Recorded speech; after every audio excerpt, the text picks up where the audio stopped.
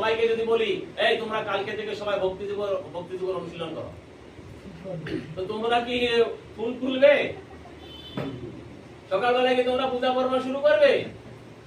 যদি বলি যে জপথলি দিয়ে দিলাম যে জপথলি জপ করো, কালকে সকাল থেকে সবাই একমালা জপ করো, জপ করবে না, কেউই করবে না। কেন? কিন্তু গীতার কথা অনুসারে তোমাদেরকে বললাম, কিন্তু তোমরা কেউ এটাকে গ্রহণ করছো না। কেন করছো না? কারণ তোমরা ধর্মের বেসিক জানো না। বুঝা গেল? ধর্মের বেসিক আমাদেরকে জানতে হবে।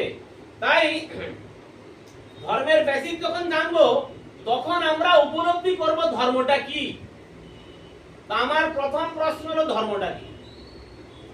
তোমরা যেহেতু স্টুডেন্ট, তোমরা প্রশ্ন করার কথা যে ধর্মটা কি। তোমাদের প্রশ্ন আমি করলাম যে ধর্মটা কি, এটা জানতে হবে তো।